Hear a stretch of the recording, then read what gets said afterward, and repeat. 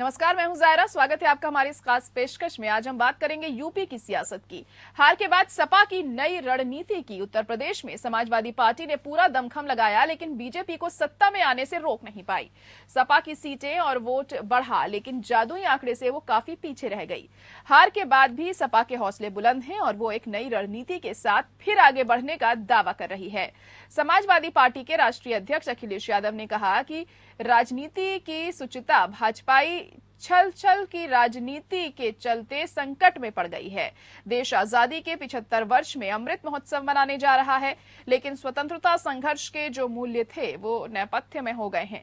लोकतंत्र का मूल आधार खतरे में है। संसदीय जनतंत्र की सार्थक भूमिका बनाए रखने के लिए समाजवादी पार्टी पूरी ताकत से सदन के अंदर और बाहर जनता की आवाज पुरजोर तरीके से उठाएगी।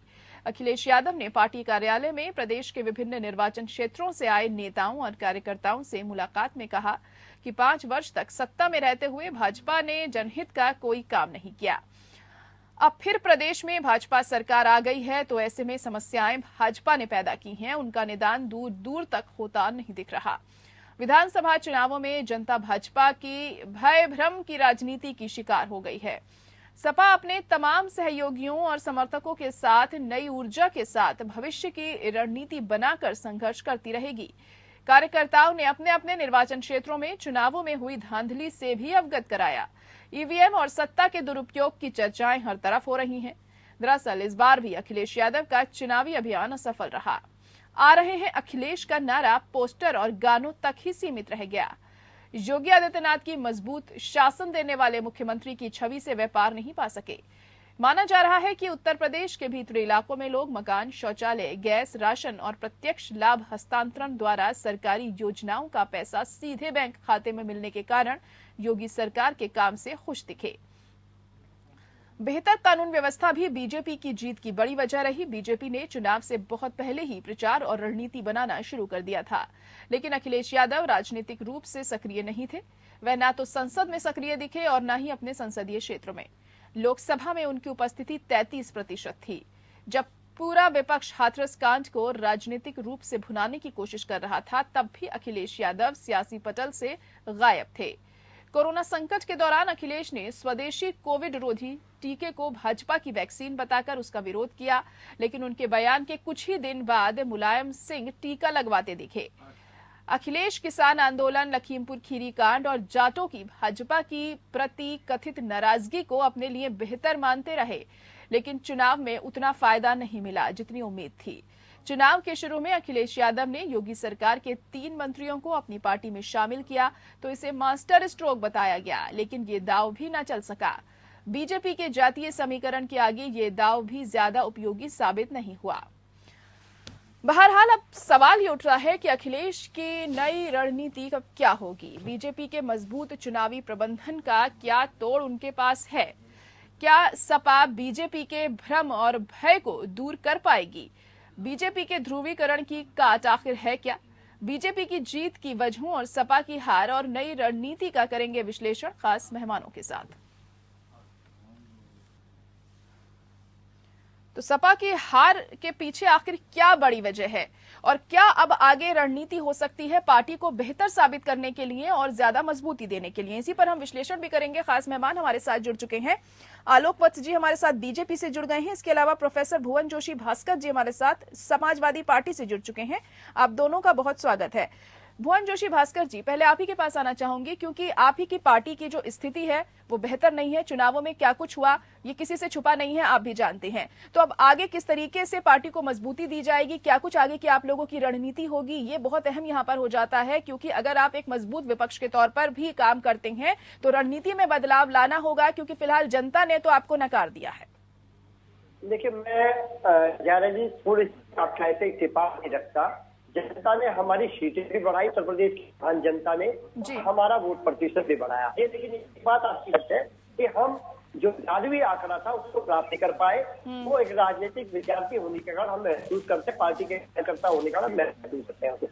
उसमें पार्टी चिंतन मनन करके आगे की रणनीति बनाएगी और अपने जो सहयोगी जो लोग हमारे साथी है उनको लेके आगे चली। और भारतीय जनता इतना तय हो गया इस बार के उत्तर प्रदेश के चुनाव में कि माननीय अखिलेश यादव जी के नेतृत्व में जो तय हुआ है वो ये तय हुआ कि टू पोल की पॉलिटिक्स अब जो है उत्तर प्रदेश में चलेगी।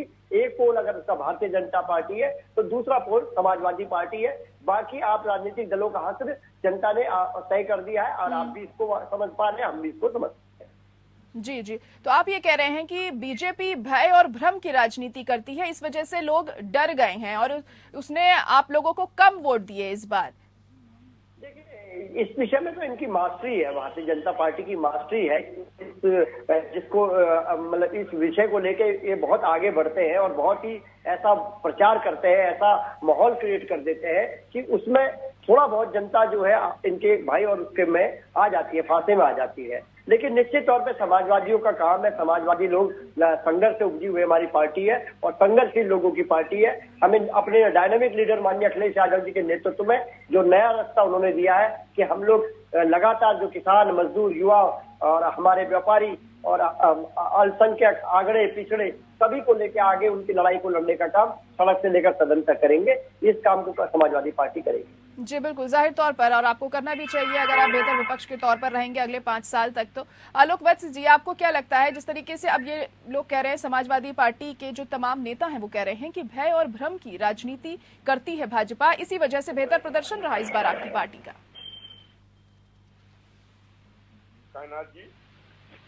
सॉरी जायरा जी जी, जायरा जी, इनसे पूछिए कि उत्तर प्रदेश में भय और भ्रम हो, मणिपुर में क्या हुआ, गोवा में क्या हुआ, उत्तराखंड में क्या हुआ, उन जगहों पर भी भय और भ्रम ही था क्या?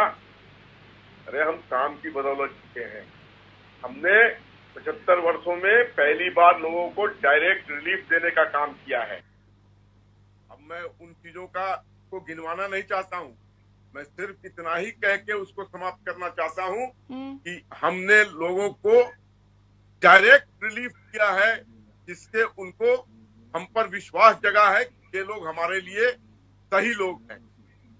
हमने गुंडा राज, माफिया राज से मुक्ति दिलाई है। खैरा जी, जब ये बात आती थी पब्लिक में कि अखिलेश जी आ जाएंगे, तो साथ साथ ये भी भय और भ्रम पैदा होता था कि फिर से गुंडा राज कायम हो जाएगा।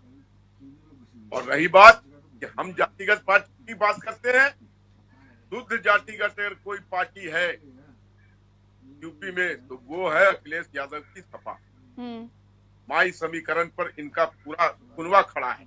उसके बाद इन्होंने कुछ लोगों को जोड़ने का काम किया, वो आया राम गया राम, सब जो गया सब पलट गया, लोगों ने सबको पलट दिया। तो अब आया राम गया राम की राजनीति खत्म है। अब सत्ता में वही आएगा तो काम कर सकता है। और माननीय मोदी जी के, माननीय योगी जी के नेतृत्व में देश पे काम हो रहा है, इंफ्रास्ट्रक्चर क्रिएट हो रहा है, आगे का भविष्य सोने की चिड़िया बनाने की तरफ इंफ्रास्ट्रक्चर मजबूती से खड़ा हो रहा है। इन्होंने कहा कि बेरोजगारी, महंगाई, लोगों ने समझा हमारी चीजों को कि हम इस विकट परिस्थितियों में भी किस तरीके से इकोनॉमी को आगे लेकर चलने का काम कर रहे हैं। और लोगों ने उन चीजों पर जिन पर ये हल्ला मचा रहे थे उसको दरकिनार करके थम्पिंग मेजोरिटी से हमको हर जगह भेजने का काम किया है जी। हमारे पास योगी जी के किए गए कार्यों से, मोदी जी के 44 समाज के हित में जो योजनाएं थी उसको हमने कार्यान्वित किया, हर धरातल पर उतारा, लोगों के घरों में अनाज देने का काम किया, शौचालय दिया, और कोई जाति और भेदभाव नहीं किया। मुसलमान को भी मिला, दलित को भी मिला, उच्च को भी मिला, नीच को भी मिला। दायरा जो हमने तय किया था उसके तहत हमने कोई भेदभाव नहीं किया। चलिए ठीक है, आप कह रहे हैं जो आपने बेहतरीन काम किया है उसका इनाम आपको मिला है, शानदार प्रचंड बहुमत आपको मिला है यहाँ पर आलोक वत्स जी। जायरा जी, मुस्लिम महिलाओं का भी हमें बहुत ज्यादा वोट मिला है इस बार, चाहे वो चुपके से मिला हो जी। अरे बहुत बड़ी आजादी दिलाई हमने, 3 तलाक। जी बिल्कुल, जाहिर तौर पर, और कहीं ना कहीं कानून व्यवस्था को लेकर भी जो महिलाओं में एक संतुष्टि थी इस बार, वो भी हमें जमीनी स्तर पर देखने को मिली है। जब लोगों से पूछा जाता था कानून व्यवस्था को लेकर, खासतौर से महिलाओं से, तो वो काफी संतुष्ट दिखाई दे रही थी। भुवन जोशी जी, आप इस पर क्या कहेंगे, क्योंकि कानून व्यवस्था को लेकर भी आप लगातार घेरते आए बीजेपी को जब प्रचार प्रसार चल रहा था। और बात करें अगर प्रचार प्रसार के दौरान ही अखिलेश यादव ने हालांकि कोई कसर तो नहीं छोड़ी है, जमकर रोड शो उन्होंने किए, जनसभाएं करी, लोगों को रिझाने में कोई कसर नहीं छोड़ी गई, लेकिन आपको क्या लगता है कमी आखिर कहां पर यहां रह गई है? जयंत चौधरी का साथ भी आपको मिला, उसके बावजूद भी पश्चिमी उत्तर प्रदेश में भी बेहतर आप नहीं कर पाए। देखिए, भय और भ्रम का, जैसा माननीय राष्ट्रीय अध्यक्ष जी ने कहा है और हमारे जो साथी प्रवक्ता कह रहे थे, इस वाली साल में भी ये लोग कामयाब हो गए। इन्होंने जो बताया कि समाजवादी पार्टी के शासन में ऐसा होगा, कानून व्यवस्था ठीक नहीं होगी, ये नहीं होगा, इस जाल में फंसे हैं लोग। लेकिन जो लोग पार्टी है, जो जानते हैं कि विजन क्या है पार्टी का, माननीय अखिलेश यादव जी क्या सोच, वो लोगों ने बोलने का काम किया। कुछ भ्रम हम लोगों का दूर पाए हमारे चुनाव में, और निश्चित तौर पे अगले चुनाव में काफी भ्रम दूर हो जाएगा, क्योंकि हमारा वोट प्रतिशत बढ़ा है, हमारा सीट बढ़ी है, उत्तर प्रदेश ने हमें आशीर्वाद दिया है, और निश्चित तौर पे हम लगातार काम करेंगे, संघर्ष करेंगे, तो ये आशीर्वाद और बढ़ेगा, ऐसी हमें आता है, और इस विषय में हम काम करेंगे। जी जी बिल्कुल, वोट प्रतिशत तो आपको यहाँ पर बढ़ा है, ये आलोक वत्स जी, लेकिन देखा जाए तो पिछली बार के मुकाबले, भले ही इस बार आपको प्रचंड जीत मिली है, लेकिन पिछली बार के मुकाबले कुछ कम रहा, नुकसान थोड़ा जरूर हुआ है। पिछली बार 300 पार थे आप, लेकिन इस बार 300 का आंकड़ा नहीं छू पाए। देखिए, वो आपका कहना सही है, उसको हम कबूलते हैं। जनता का जो भी फैसला है वो तिरोधार्य है, लेकिन हमारी कप्तानी तो नहीं छूटी ना। हमारे कुछ प्लेयर कम हो गए, लेकिन कप्तानी तो जनता ने हमें ही सौंपी है, हमारे ही नेतृत्व में विश्वास किया है। और जहां तक हमारा और समाजवादी पार्टी का आंकड़ा है, हम 50% से भी ज्यादा है उनसे, तो बहुत लंबी दूरी है, बहुत लंबा सफर तय करना है इनको। उस विश्वास को प्राप्त करने के लिए जो योगी जी ने प्राप्त कर लिया है लोगों के बीच। और अब देखिएगा, अब इस बार जो काम होगा, तो पिछले बार तो इंफ्रास्ट्रक्चर बना है, अब उस पर बिल्डिंग बनेगी, अब तो और पुरजोर काम होगा। अगली चुनाव में तो इनको बहुत कड़ी मेहनत करनी पड़ेगी कि हमारे कार्य का हिसाब किताब इतना आगे बढ़ चुका होगा, उसको मैच करने के पीछे इनके पसीने छूट जाएंगे। इनको बोलिए, ये जातिगत मामले, ये इस तरीके की चीजों को छोड़कर नीचे उतरे।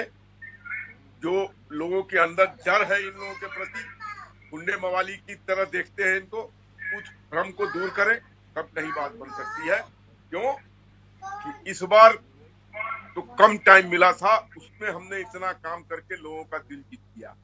अब तो हमारे पास पर्याप्त टाइम है, अब जो काम हम करना शुरू हो चुका है काम, और जिस दिन ओथ होगा उसके बाद से ही काम चालू हो जाएगा जी।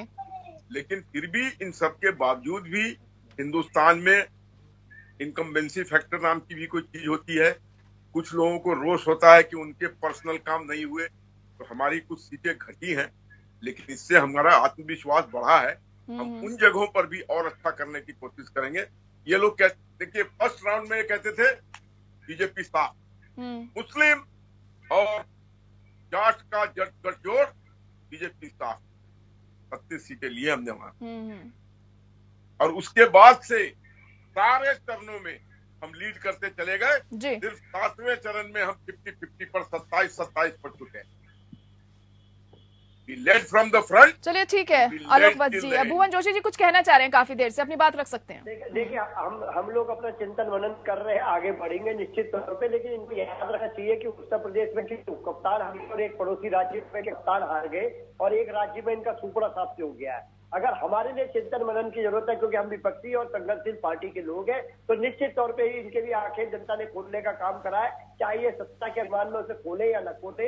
लेकिन आप देखिए, इनका उप कप्तान यहाँ पर आउट हो गया, एक पड़ोसी राज्य में इनका कप्तान आउट हो गया, और पंजाब में इनका हाल पूरा प्रदेश जानता है। तो हम तो चिंतन मनन करेंगे, क्योंकि हम संघर्षशील लोग हैं, और लगातार हम माननीय अखिलेश यादव जी के नेतृत्व में आगे बढ़ रहे हैं। और आज हम देखेंगे कि 2 पोल पार्टी अगर करी है, तो माननीय अखिलेश यादव जी के तेजस्वी नेतृत्व ने करी है। उस पर आज उत्तर प्रदेश की स्थिति है कि अगर एक धुरी है, अगर भारतीय जनता पार्टी है, तो दूसरी धुरी समाजवादी पार्टी है। जी बिल्कुल, जाहिर तौर पर आपको चिंतन मंथन की बहुत ज्यादा यहाँ पर जरूरत है, अगर आपको मुकाबला करना है बीजेपी से यहाँ पर, तो क्योंकि कहीं ना कहीं जनाधार भाजपा का बहुत ज्यादा बढ़ता हुआ दिखाई दे रहा है उत्तर प्रदेश में, और ये जो वोटिंग हुई है और जो रिजल्ट सामने आए हैं, इससे तो यही साफ जाहिर होता है। भुवन जोशी जी, जैसे कि आप पहले भी बात कर रहे थे कि हम अब रणनीति बनाएंगे, अपनी चिंतन मंथन करेंगे इस मसले को लेकर, लेकिन आपको नहीं लगता है कि जो मेहनत करी अखिलेश यादव ने, उसे तो नकारा नहीं जा सकता है, लेकिन आपने जो शुरुआत करी मेहनत की, वो काफी देरी से करी। अगर पूरे 5 साल जब से भाजपा सत्ता में आई थी, 2017 के बाद से, तब से शुरू की होती तो शायद आज नतीजे कुछ और हो सकते थे। क्योंकि जब चुनाव करीब आए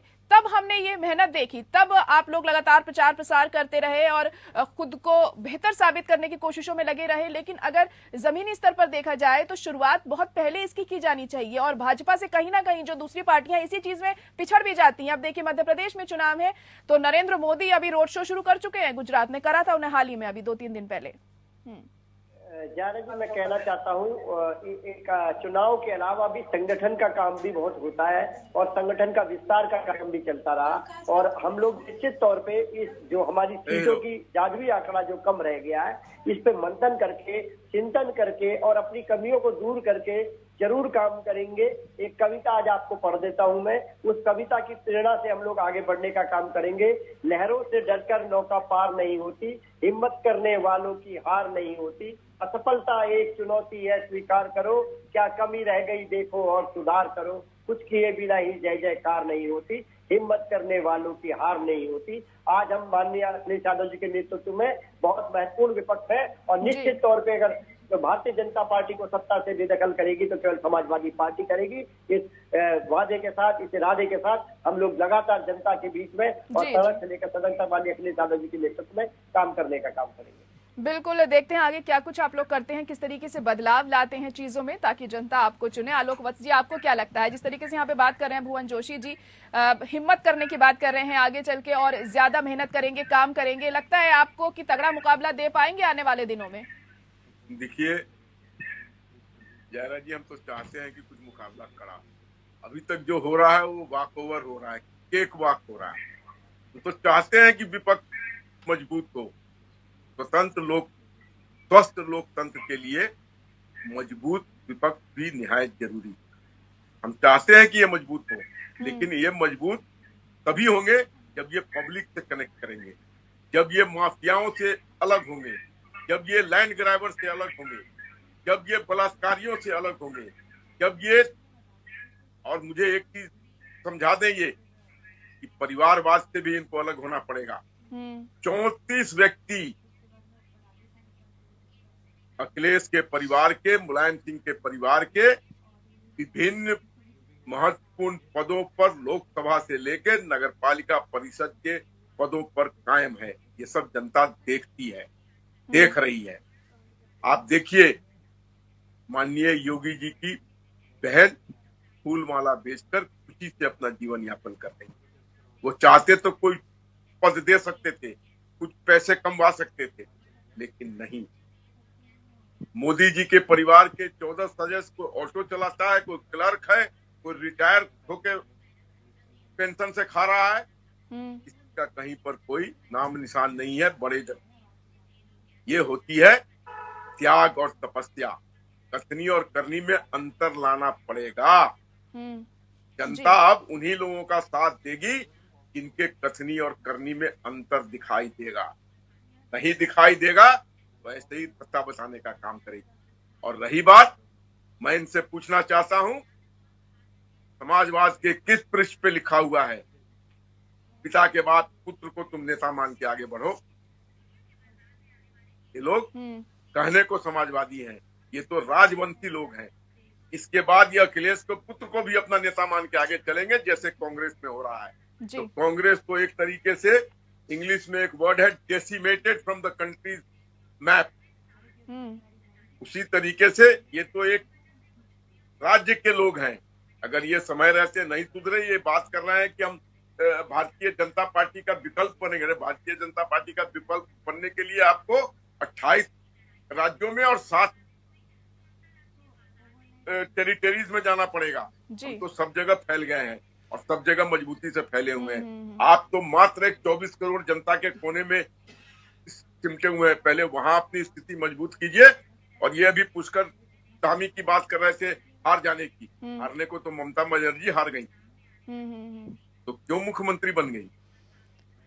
एक बहुत कारण होते हैं कभी कभार कॉन्स्टिट्यूएंसी में, जिसके कारण लोग हार जाते हैं। जी जी, चलिए ठीक है, अभी समय की कमी भी है मेरे पास। भुवन जोशी जी, आप क्या कहेंगे चलते चलते? कुछ अहम ऐसी रणनीति अब आगे आपकी पार्टी की तरफ से क्या बनाई जाएगी? आपको क्या लगता है किस चीज पर सबसे ज्यादा आप लोगों को काम करना है कि जनता एक बेहतर विकल्प के तौर पर आपको देखे? देखिए, विकल्प के तौर पे तो अब उत्तर प्रदेश से तय कर दिया। रही विकल्प की तो बात ही खत्म हो गई। अगर भारतीय जनता पार्टी के लिए के खिलाफ कोई संघर्ष कर रहा है तो समाजवादी पार्टी कर रहे हैं। लेकिन इतनी बात जरूर मैं कहूंगा, जो जादुई आंकड़े से हम रह गए उस पर चिंतन मनन करके आखिरी व्यक्ति तक की जो लड़ाई लड़ने का काम माननीय अखिलेश यादव जी कर रहे हैं, उस लड़ाई को निरंतर समाजवादी लोग लगातार लड़ेंगे और जीतेंगे। क्योंकि हमारे नेता माननीय अखिलेश यादव जी ने एक ही मंत्र दिया हम जैसे कार्यकर्ताओं को, या तो जीतो या सीखो। तो इस थ्योरी पे हम लोग काम कर रहे हैं और निश्चित तौर पे दायरा बढ़ा है और बढ़ेगा। और इतना उत्तर प्रदेश को पता है कि इनकी सीटें घटाई है और इनको हरा सकते हैं तो केवल समाजवादी हरा सकते हैं। ये चिंतन बिल्कुल प्रदेश का साफ हो चुका है। जी चलिए, बहुत शुक्रिया हमारे साथ जुड़ने के लिए आप दोनों का हमारी इस खास पेशकश में। तो अब देखना यही होगा समाजवादी पार्टी की तरफ से क्या कुछ अहम रणनीति आगे बनाई जाती है एक बेहतर विपक्ष खुद को साबित करने के लिए, और आने वाले दिनों में जब चुनाव होंगे तो किस तरीके से आगे बढ़ेगी और पार्टी को किस तरह से मजबूत किया जाएगा। इसी के साथ मुझे दीजिए इजाजत, नमस्कार।